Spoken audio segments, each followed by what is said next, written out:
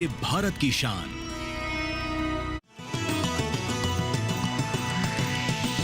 DD किसान, बदलते भारत की शान।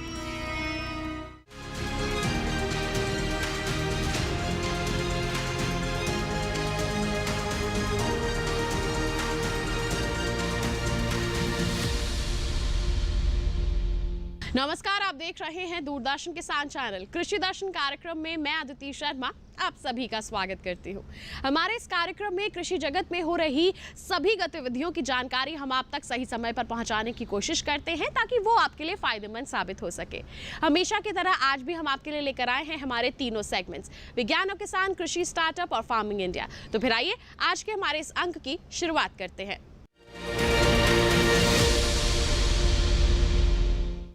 आइए किसान भाइयों बहनों, सबसे पहले नजर डालते हैं क्या कुछ खास है आज सीधा मंत्रालय से।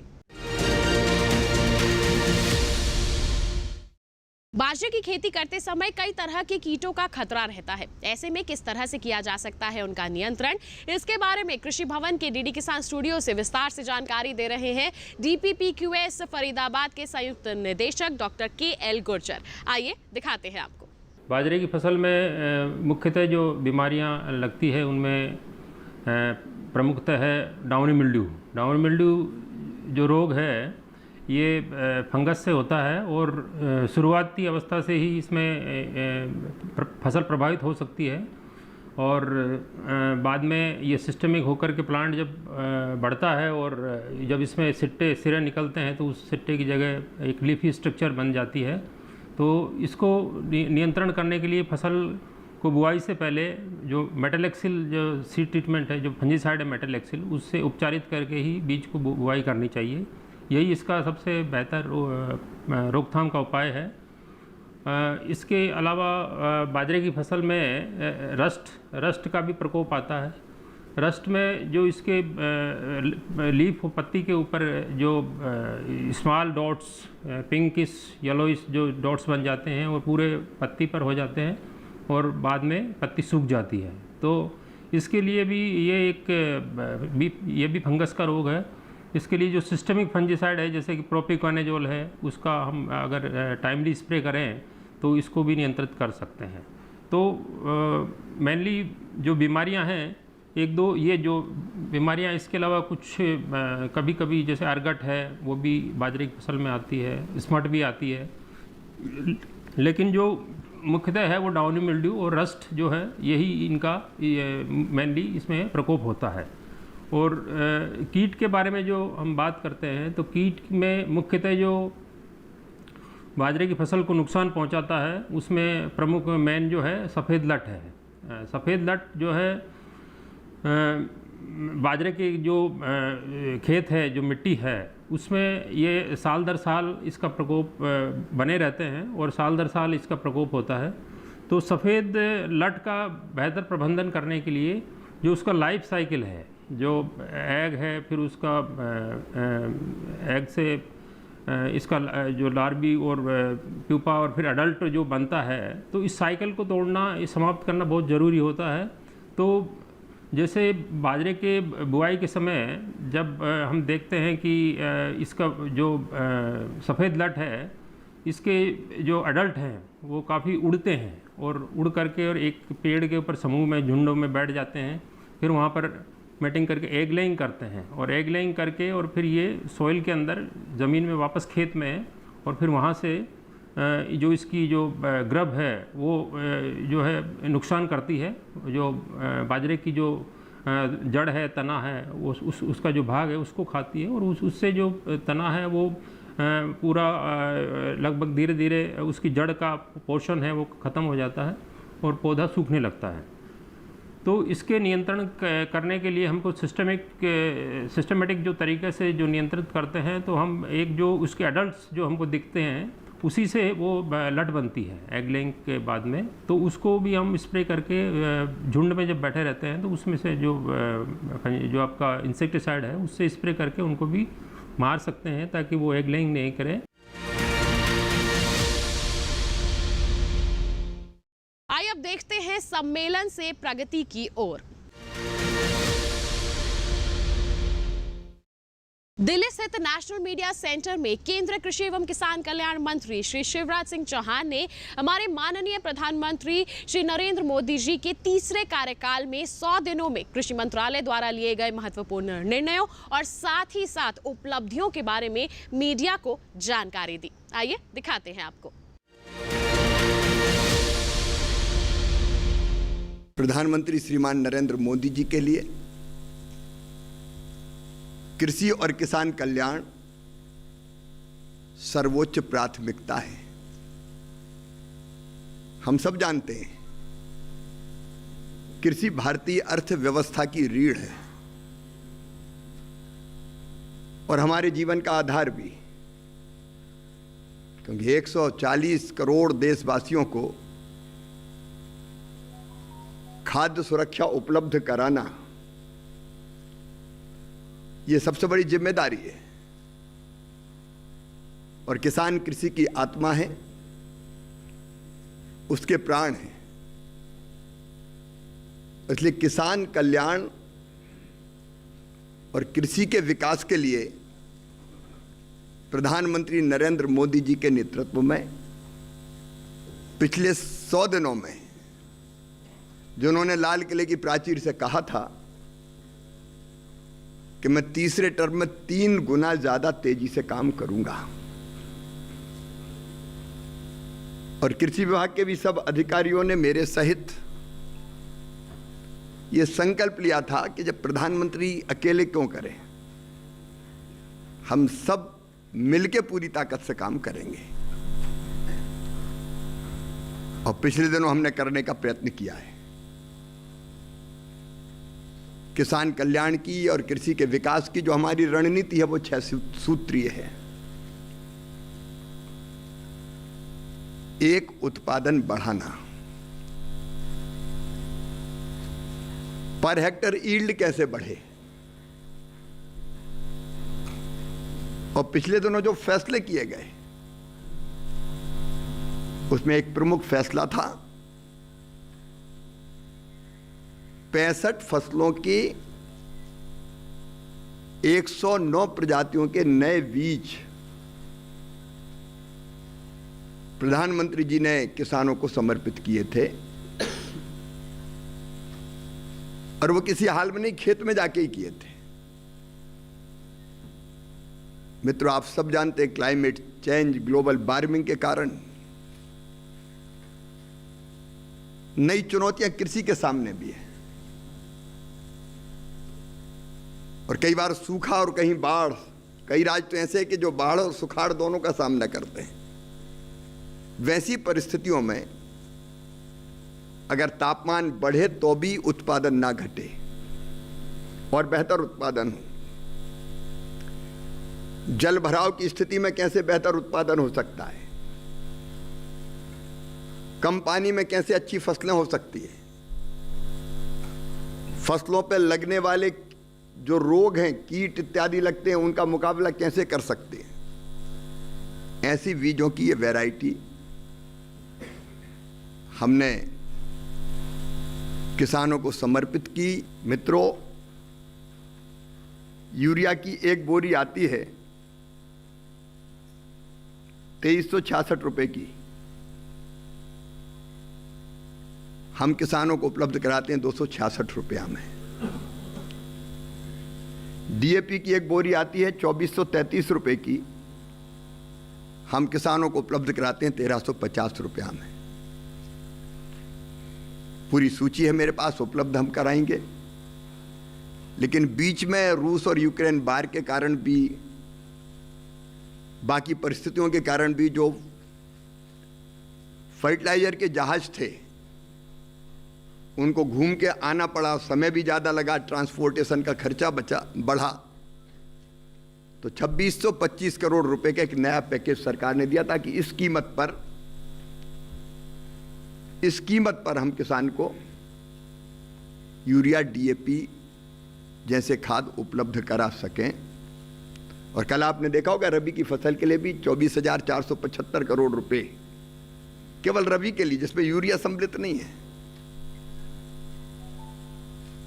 कैबिनेट ने मंजूरी दी। पिछले साल 1,94,000 करोड़ रुपया फर्टिलाइजर की सब्सिडी में दिए थे सरकार ने, और इस साल भी इसके आसपास ही राशि जितनी भी जरूरत होगी सरकार उपलब्ध कराएगी ताकि फसलों का उत्पादन बढ़ सके।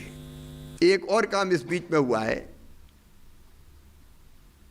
वो है हमारी नेशनल पेस्ट सर्विलेंस सिस्टम। वो हमने लॉन्च किया था। फसल में कोई रोग लग गया तो किसान जब तक बुलाता है, दिखाता है, पहचानता है, तब तक फसल का नुकसान बहुत हो जाता है। नेशनल पेस्ट सर्विलेंस सिस्टम में सीधे किसान मोबाइल से फोटो खींच के फसल में पत्तों का रंग बदल रहा है, कोई कीड़ा लग रहा है, वो डालता है और यहाँ से तत्काल उसको सलाह दी जाती है कि फलाना पेस्टिसाइड डालो, ये फलानी बीमारी है। तो ये भी किसान के लिए बहुत महत्वपूर्ण है। इसका उपयोग किसानों ने करना प्रारंभ कर दिया है। हर मंगलवार को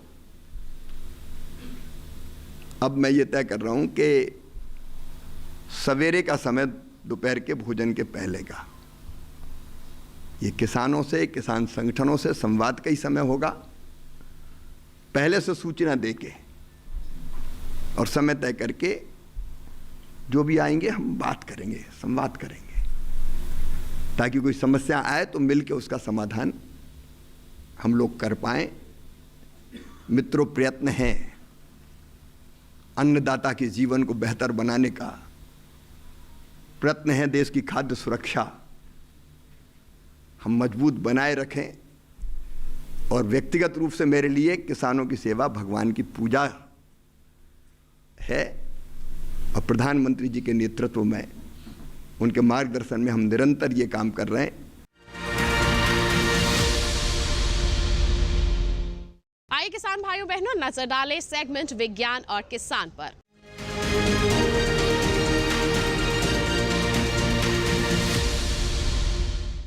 हमारे देश में अब किसान कहें या फिर युवा कहें, अन्य व्यवसायों की ओर भी बढ़ रहे हैं। जी हाँ, हम बतख पालन की यहाँ पर बात कर रहे हैं, जो एक बहुत ही अच्छा व्यवसाय है जिससे मोटा मुनाफा कमाया जा सकता है, बशर्ते हम प्रशिक्षण ले लें, कुछ सावधानियां बरत लें और इसकी हर बारीकी जानकारी को हासिल कर लें। तो आइए बतख पालन के बारे में विस्तृत जानकारी आप तक पहुंचाते हैं हमारी सेगमेंट विज्ञान और किसान के माध्यम से।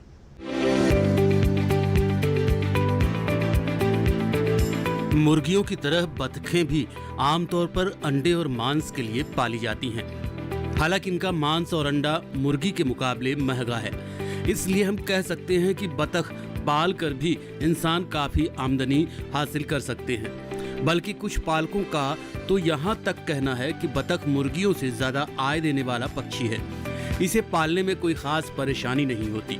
हालांकि ये जलीय पक्षी माना जाता है, इसके बावजूद आप इसे जमीन पर भी पाल सकते हैं। बतखों के खान पान पर बहुत अधिक खर्च करने की जरूरत नहीं होती। इसे रहने के लिए एक शेड होना चाहिए। शेड में हल्की धूप और हवा का इंतजाम जरूर हो। शेड के आसपास तालाब या फिर धान का खेत हो तो ज्यादा बेहतर है। बतख शांत पक्षी है, इसे रहने के लिए ऐसी जगह चाहिए जहां ज्यादा शोर ना होता हो। जहां तक आहार की बात है तो बतखों को सूखा खाना खिलाना ठीक नहीं है। इस तरह का आहार उनके गले में फंस जाता है। ये रेशेदार खाना और पानी में रहना अधिक पसंद करती हैं। जहां तक आहार का सवाल है तो रसोई का कचरा, चावल, मक्का, चोकर और घोंगे वगैरह इन्हें काफी पसंद है। अगर आप तालाब में पाल रहे हैं तो कीड़े मकोड़े खाकर ही अपना पेट भर लेती हैं, इसलिए खाने पीने में ज्यादा खर्च नहीं आ पाता। मुर्गी के मुकाबले बतख कम बीमार पड़ती हैं और इनकी अंडे देने की क्षमता भी ज्यादा है। अच्छी नस्ल की बतख साल भर में 300 से भी अधिक अंडे दे सकती है और ये दूसरे तीसरे साल तक भी अंडे दे सकती है। मछली के साथ बतख पालन और भी फायदे का सौदा है, क्योंकि बतखें खतरनाक परभक्षियों को खा जाती हैं, जिससे छोटी छोटी मछलियां सुरक्षित रहती हैं। इसके अलावा बतखों के आहार में प्रोटीन की जरूरत कम रह जाती है। सुबह 9 बजे से शाम 5 बजे तक बतखों को तालाब में छोड़ दिया जाता है और जो बीट वो पानी में छोड़ती हैं वो मछलियों के लिए शानदार आहार का काम करती हैं। रात के समय भी जब बतखों को शेड में रखते हैं तो सुबह उनकी बीटों को तालाब में छोड़ देते हैं। आपको बता दें कि एक बतख रोजाना 125 से 150 ग्राम तक अपशिष्ट निकालती है। साथ ही बतख का मांस और अंडा इंसानों के स्वास्थ्य के लिए लाभकारी है।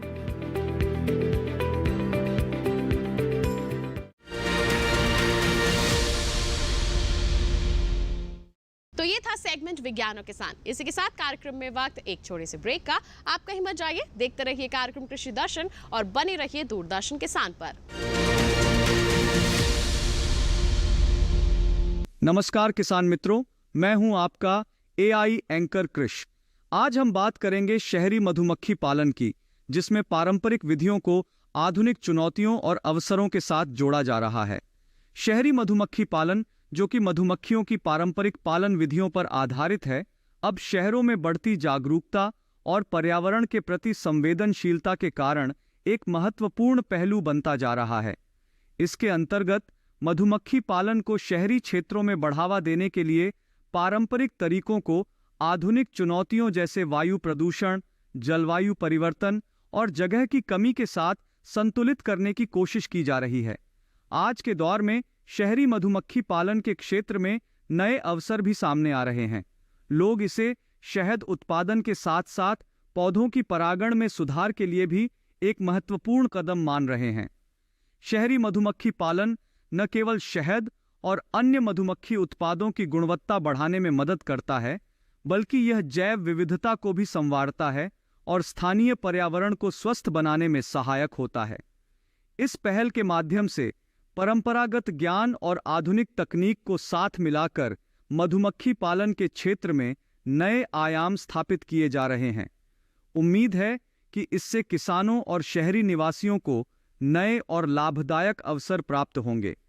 तो आज के लिए बस इतना ही। आप देखते रहिए DD किसान। धन्यवाद।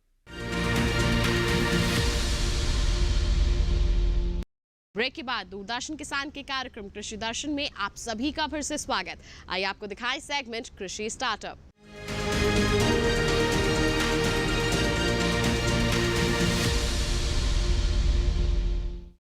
हमारे सेगमेंट में हम आपको ऐसे किसानों से मिलवाते हैं जो कृषि के क्षेत्र में कुछ नया कर रहे हैं, कुछ अलग कर रहे हैं। तो कौन है आज के हमारे अलग करने वाले सफल किसान, जानते हैं कृषि स्टार्टअप सेगमेंट के माध्यम से।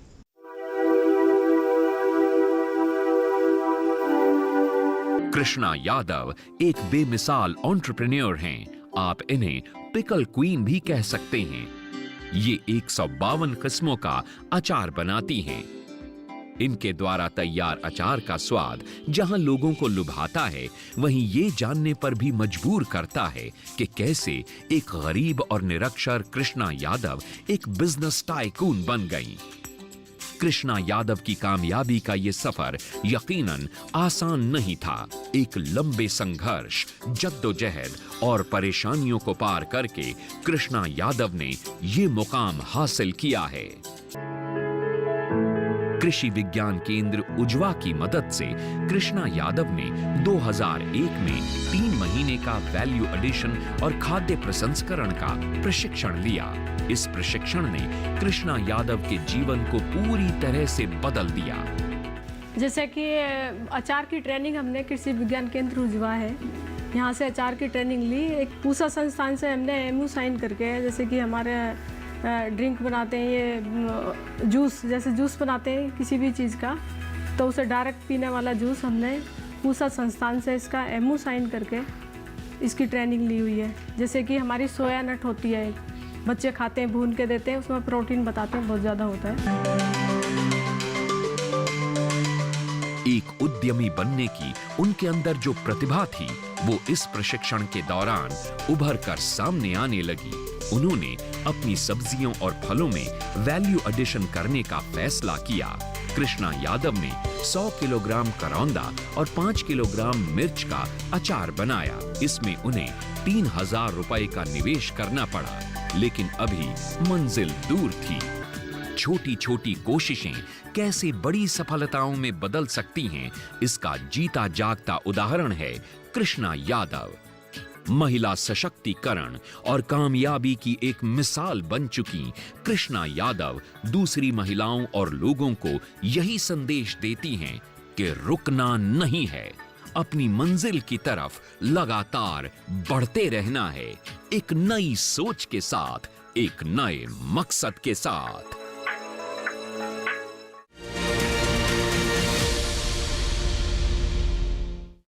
तो ये था सेगमेंट कृषि स्टार्टअप। इसी के साथ कार्यक्रम में वक्त एक और छोटे से ब्रेक का। आपका हिम्मत जाइए, देखते रहिए कार्यक्रम कृषि दर्शन और बने रहिए दूरदर्शन किसान पर।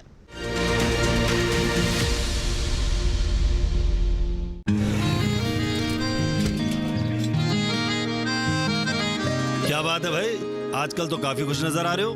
क्यों ना हो, अब मैं ऑर्गेनिक खेती जो कर रहा हूँ ये पूरा प्राकृतिक है, ऑर्गेनिक है। इसमें हमारे खेत, हमारी फसल और हमारी जेब सब फायदे में होते हैं और इसमें लागत भी कम है।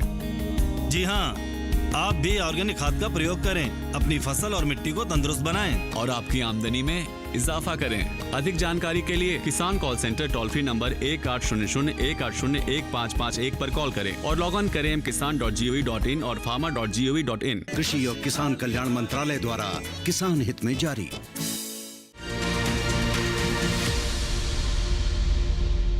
नमस्कार किसान मित्रों, मैं हूं आपकी एआई एंकर भूमि। आज हम बात करेंगे पंजाब की नई कृषि नीति के बारे में, जो किसानों की आय बढ़ाने और फसल उत्पादन में सुधार लाने के लिए घोषित की गई है। हाल ही में पंजाब सरकार ने एक नई कृषि नीति की घोषणा की है, जिसका उद्देश्य किसानों की आय में वृद्धि और फसल उत्पादन में सुधार लाना है। इस नई नीति के तहत किसानों को उनकी फसलों की बेहतर कीमत सुनिश्चित करने के लिए विशेष योजनाएं लागू की जाएंगी, जो उनकी आर्थिक स्थिति में सुधार करेंगी। इसके साथ ही किसानों को नई तकनीकों और उन्नत बीजों के उपयोग के लिए प्रोत्साहित किया जाएगा, जिससे उनकी फसल की गुणवत्ता और उत्पादन में सुधार होगा। सरकार ने एक समर्पित सपोर्ट सिस्टम भी तैयार किया है, जो किसानों को सलाह और सहायता प्रदान करेगा। इस नई नीति से किसानों को उनकी फसलों की बिक्री पर बेहतर मूल्य प्राप्त होगा, जिससे उनकी आर्थिक स्थिति में सुधार होगा और कृषि क्षेत्र में मजबूती आएगी। फसल उत्पादन में वृद्धि के साथ किसानों को उनके परिश्रम का उचित मोल मिलेगा। पंजाब की यह नई नीति न केवल किसानों की आमदनी में सुधार लाएगी, बल्कि कृषि क्षेत्र को भी नई ऊंचाइयों पर ले जाएगी। तो आज के लिए बस इतना ही। आप देखते रहिए डीडी किसान। धन्यवाद। ब्रेक के बाद दूरदर्शन किसान के कार्यक्रम कृषि दर्शन में आप सभी का फिर से स्वागत। आइए किसान भाइयों बहनों, अब नजर डालते हैं सेगमेंट फार्मिंग इंडिया पर।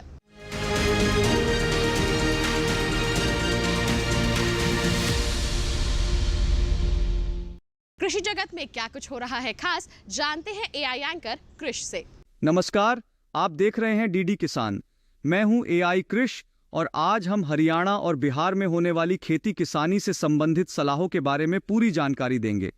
देश के अलग अलग हिस्सों में बारिश का सिलसिला जारी है। ऐसे में हरियाणा के किसान भाई अपने खेत की लगातार निगरानी करते रहें, धान के खेत में जलभराव न होने दें। इसके लिए उचित जल निकासी की व्यवस्था रखें। साथ ही बारिश न होने पर ही फसल में किसी भी प्रकार के कीटनाशकों का छिड़काव करें। हरियाणा के किसान बारिश की संभावना होने पर पौधों को छायादार जाल से ढक दें। साथ ही बारिश होने तक सिंचाई न करें। साथ ही किसी प्रकार के उर्वरकों के छिड़काव से बचें। खेत में उचित जल निकासी बनाए रखें और बारिश के तुरंत बाद रुके हुए वर्षा जल को हटा दें। हरियाणा के किसान बारिश शुरू होने से पहले तैयार उपज को बेच दें, ताकि नुकसान से बचाव हो सके। बात करें बिहार की, तो अभी के समय यहां के किसान धान की कम अवधि वाले किस्मों में जरूरी उर्वरकों का छिड़काव करें। साथ ही मिट्टी में नमी बनाए रखें। धान की फसल की लगातार निगरानी भी करते रहें। अभी के समय धान की फसल की पत्तियों पर लीफ ब्लास्ट रोग लगने की आशंका है। लक्षण दिखाई देने पर विशेषज्ञों की सलाह पर जरूरी कीटनाशकों का छिड़काव करें। बिहार में अभी के समय बैंगन और मिर्च की फसलों की नई पत्तियों पर फफूंद जनित रोग लगने का खतरा है। बचाव के लिए जरूरी कीटनाशकों का छिड़काव करें। साथ ही साथ समय समय पर कृषि विशेषज्ञों की सलाह भी लेते रहें। इसी तरह कृषि और किसानों से जुड़ी हर महत्वपूर्ण जानकारी के लिए हमारे साथ जुड़े रहिए और देखते रहिए डीडी किसान। धन्यवाद। आज हम बात करने वाले हैं ई-नाम एप्लीकेशन के बारे में। एक छोटी सी ऐप है जिसको आप अपने मोबाइल में डाउनलोड कर लीजिए, उसमें रजिस्ट्रेशन करवा लीजिए और देश की जितनी भी लिस्टेड मंडियां हैं वहां पर आप अपनी जिंसों की बिकवाली कर सकते हैं, खरीदारी भी कर सकते हैं। तो कैसे संभव हो सकती है ये पूरी प्रक्रिया, आइए जाने हमारे सेगमेंट के माध्यम से।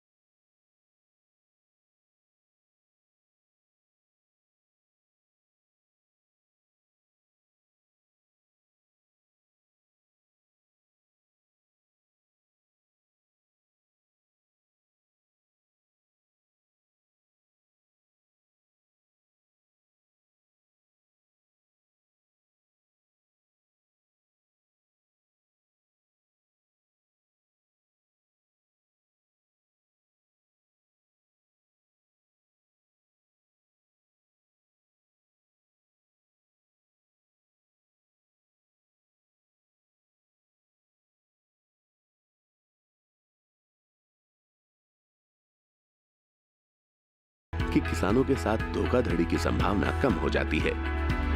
दूसरा फायदा ये है कि अन्नदाता की पहुंच ज्यादा मंडियों और व्यापारियों तक सीधे हो गई है। तीसरे, मंडियों में आवक और भाव की तुरंत जानकारी मिल जाती है। और चौथा, भुगतान बहुत जल्दी हो जाता है और पैसा सीधे किसान के खाते में जाता है। तो अगर आप भी सुविधा का फायदा उठाना चाहते हैं तो ई-नाम पर रजिस्ट्रेशन कराना होगा। रजिस्ट्रेशन की कोई फीस नहीं है।